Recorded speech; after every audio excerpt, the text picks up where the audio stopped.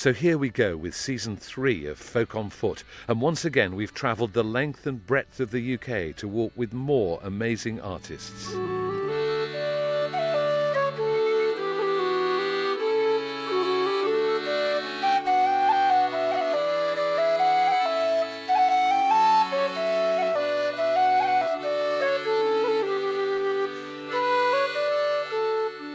We've been on the breathtaking Northumberland coast for a singing weekend with the Unthanks. Like a hill and walk ashore, Collier lads forevermore.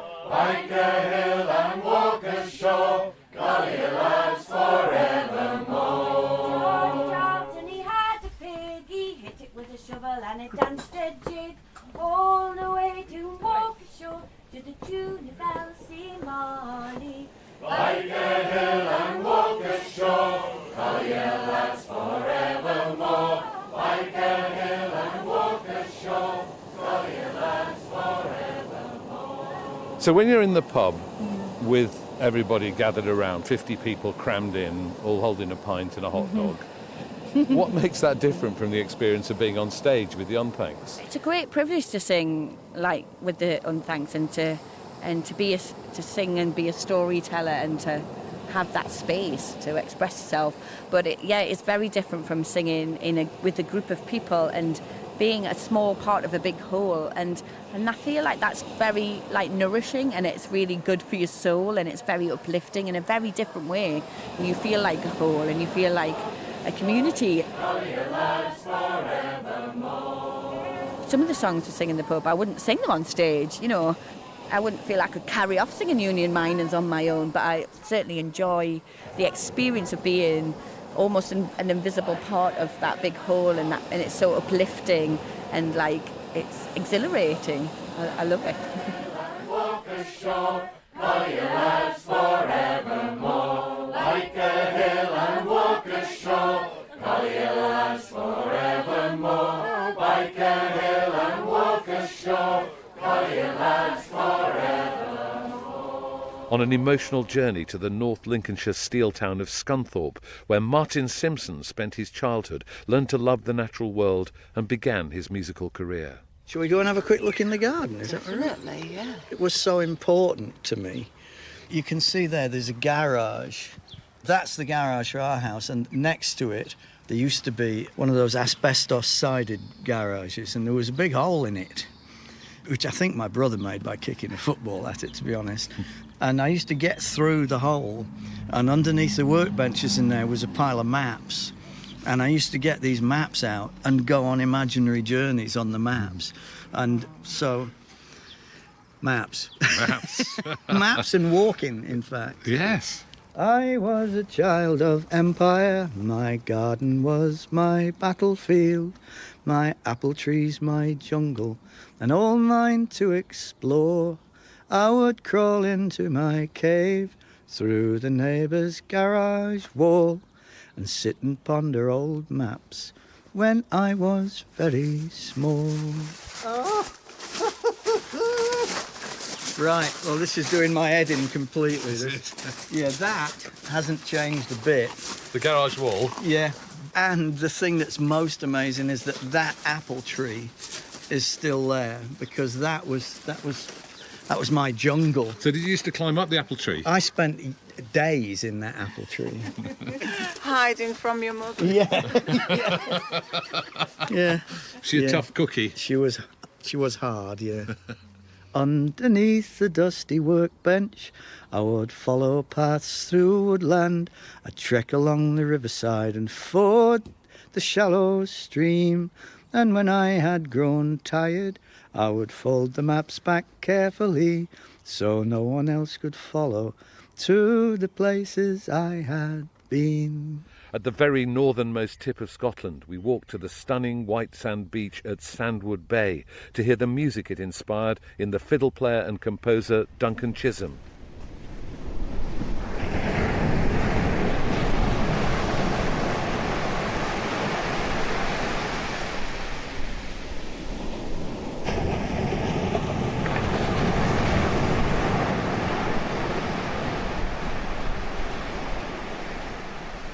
weather coming in here can be incredible. It's beautiful today, but you can imagine it on a really stormy night. There's no shelter. No. There's nowhere to hide, is there, if a storm comes in? It must be amazing. It must be amazing.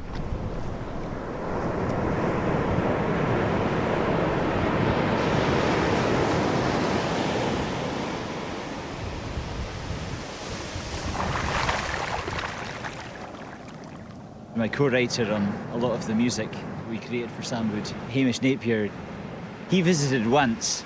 He took about 1,000 photos. The day that he was here, he took this amazing panorama south from Umbilical up to the cliffs of Cape Wrath. And Umbilical was framed in blue sky and Cape Wrath was framed in blue sky. And in the middle was this incredible blackness, and there was even red tinge to it, and it was this incredible storm that was coming in. And I loved the photo so much. It had a real symmetry to it, and it was the inspiration for one of the tracks on the album called Haze Across the Sun. I'd love to hear it. Right here. Okay.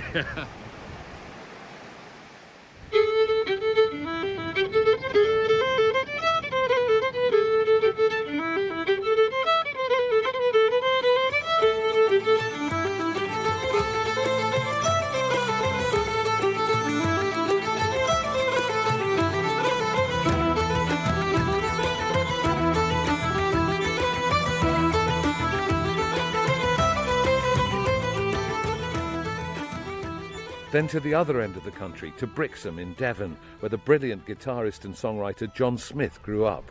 So from here and that way is Fishtown, and over there on the hill and beyond is Cowtown.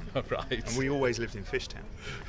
So I always... Was there a rivalry between the two, or a split? Well, only at New Cowtown Year's was where Eve, the farmers lived, on New Year's Eve. The boys would all beat each other up, but I'd stay out of that. So we lived on the cliff side, and I would always look out to sea. So even though we were living in essentially a claustrophobic little town, which has actually, it's become a lot nicer in recent years. Back then it was pretty rough. I always had this big horizon, you look out, you can see miles and miles out. And that, I don't know, that was very informative for me, I suppose, always knowing that there's something out there. I'm a fishing girl, and a lonely girl. The town in which I live is breaking water. I told my mother, my violent brother, all they give to me is reason to leave.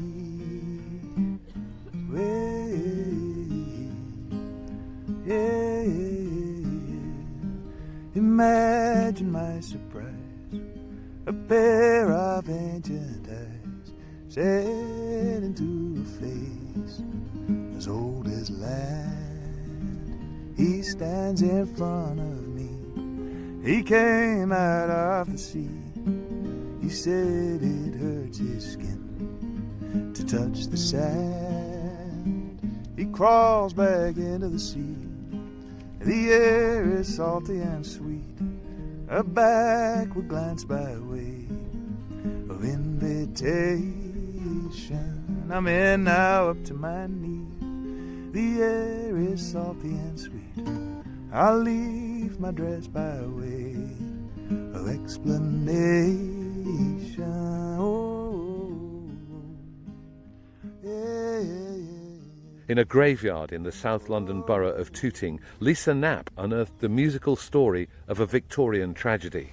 It's an incredible story. It's horrendous.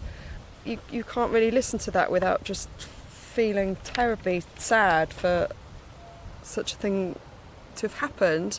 And I just thought how strange that nobody knows about this, apart from the local historian. But I was quite astonished that I'd probably walked past this place millions of times and didn't know about such a huge story and such a sad story. And then a couple of years later, I was in the Bodleian Library researching ballads for another project, leafing through these wonderful collections of original printed sheets, and I came across this Tooting tragedy. And it was about this very story. And I, to see a song written about it. And it's amazing actually how much detail is in the song from the actual story. You tender mothers, parents dear, I pray you listen to me. While I unto you will unfold the Tooting tragedy.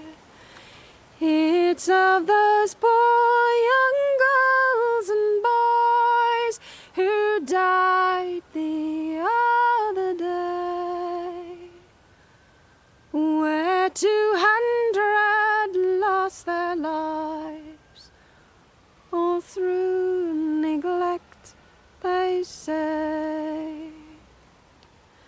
Then think of those young children, and with grief your heart must fill. The master is to trial sent for using them so ill. And to start the season, a special episode focusing on the Lost Words Spell Songs project, including a walk in Pembrokeshire with the artist Jackie Morris and the singer, cellist and ukulele player Beth Porter. I know you made some paintings of the spell song artists, and you made Chris Drever into a raven, didn't you? He has looked at you, hasn't he? When he looks at you... Dark eyes. Yeah, tall, dark and handsome. Beard. But fierce. And fierce intellect, and it just seemed to be, without question, he just jumped out as a raven. What did you do for Beth? Beth found her own birds, really. The problem with Beth was that she kept being a wren, and Karina's a wren, and I didn't want to do two the same, but then when she started singing Goldfinch, she just became a whole charm of them. Yeah.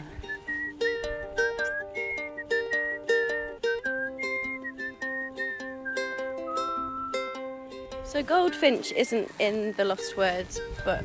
Robert and Jackie shared some other spells with us that hadn't yet made it into a book, and one of these was the Goldfinch, which I think was actually written around the time of his grandmother's death. All along the bay where the old railway used to lie,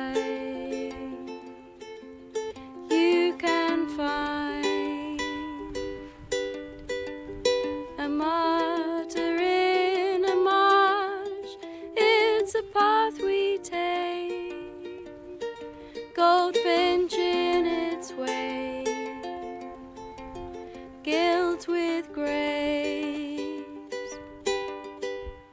We moved up to Wigtown, which is on the southwest coast of Scotland, and we moved there just before my daughter Molly was born. In May, she was due in the 5th of May, and she didn't arrive till the 20th of May. But in that time we did a lot of walking, and there's a beautiful walk that goes down past a place called the Martyr's Stake.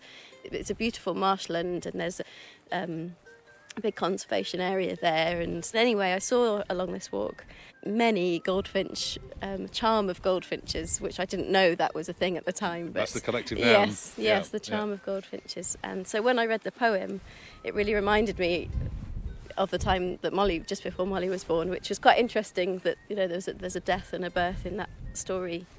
And so I decided to write it a little bit about that walk, but also using the words of Robert's spell.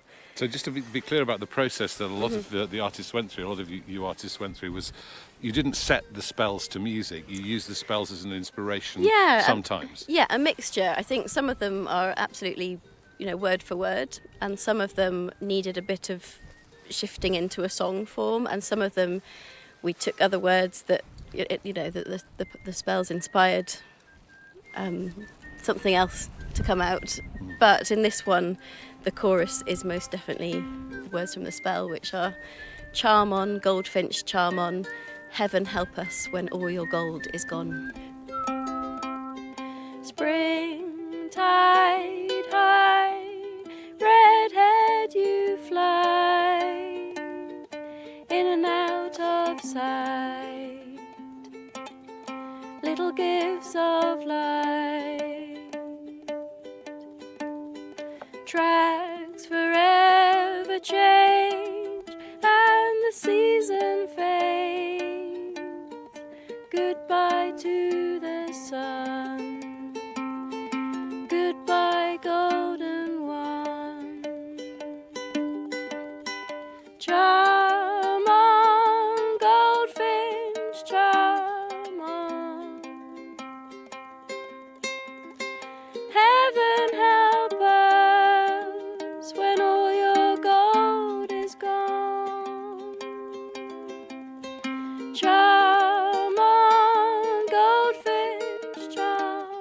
You'll also hear music from Kerry Andrew, You Are Wolf and Judy Fowlers. Heaven help us when all your gold is gone. It all starts on Friday, July the 5th, so subscribe or follow us now to make sure each episode downloads automatically. And tell all your friends that Folk on Foot is back and better than ever.